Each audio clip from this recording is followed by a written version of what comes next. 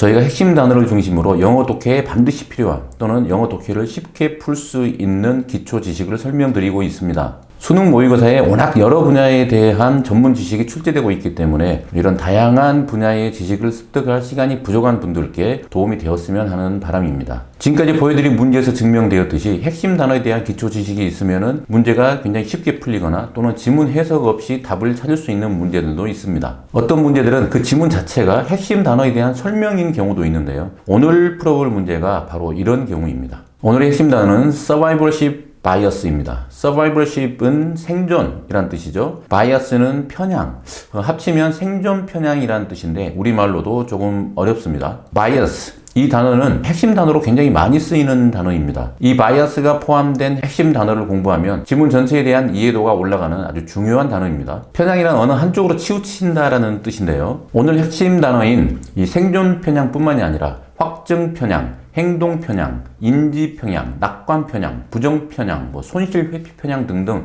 여러 사회 문제를 대변하는 개념으로 사용이 되고 있습니다. 이 바이어스가 들어간 개념들은 앞으로도 출제될 가능성이 굉장히 높습니다. 저희가 이 바이어스가 들어간 단어들을 따로 모아서 한번 정리해 드리도록 하겠습니다.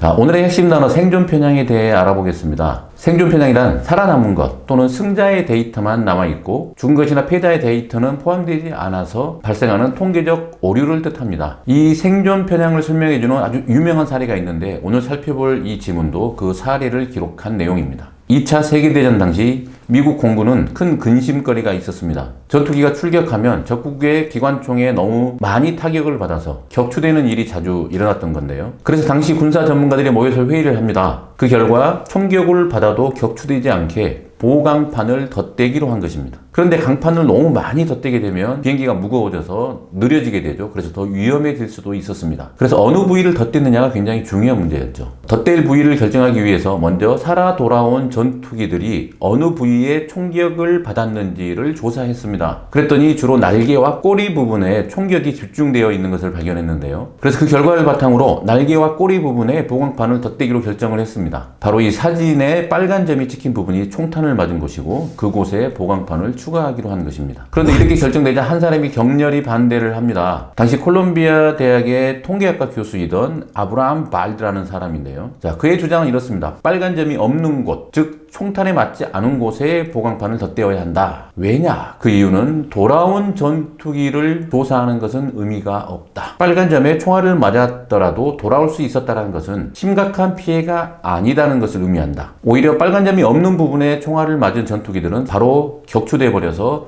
살아 돌아오지를 못했다. 이 점에 주목해야 한다. 라고 주장을 합니다. 이 신선한 지적에 당시 미군은 꼬리나 날개 부위가 아닌 동력 부위에 철판을 보강하게 되고 많은 조종사들의 목숨을 구하게 됩니다. 자, 이렇듯 살아남은 것만을 표본으로 해서 통계를 내는 것을 생존 편향이라고 합니다. 때로는 죽은 것들이나 실패한 것들을 통해서 더 많은 진실을 알 수 있는데도 이 편향되어 있는 표본으로 인해 오류를 가져오게 된다는 것이죠. 이제 오늘 문제 한번 살펴볼까요? 생존 편향을 설명하는 이 문제는 미국 캘리포니아에 있는 라번 대학의 데보라 월스턴 교수가 쓴 성취의 심리학이라는 책에서 가져온 지문입니다. 바로 이 부분을 그대로 발췌했는데요. 조금 전에 제가 설명드린 그 전투기 이야기를 그대로 담은 내용입니다. 문제의 밑줄 부분을 한번 보겠습니다. Bald, however, 이 부분부터 보시죠. 그러나 발드는 중요한 것은 이 총알 구멍들은 비행기를 파괴하지 못했고 보호가 더 필요한 것은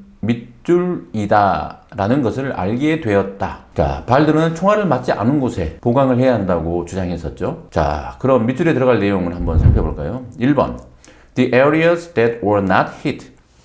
총알을 맞지 않은 부분. 답 나왔네요. 쉽게 나왔네요. 자, 2번 High technologies to make airplanes. 비행기를 만드는 첨단 기술. 조금 멀고요. 3번 Military plans for bombing the target. 자, 목표물 폭격을 위한 군사 계획. 4번 The data that analyzed the broken part. 자, 파손된 부분을 해석한 데이터. 5번 The commanders of the army. 군대의 지휘관. 자, 4번 파손된 부분을 해석한 데이터라고 생각할 수도 있겠지만 이 데이터를 바탕으로 나온 결론은 총알을 맞지 않은 곳에 보강해야 한다라는 것이었죠. 자, 그래서 정답은 1번입니다.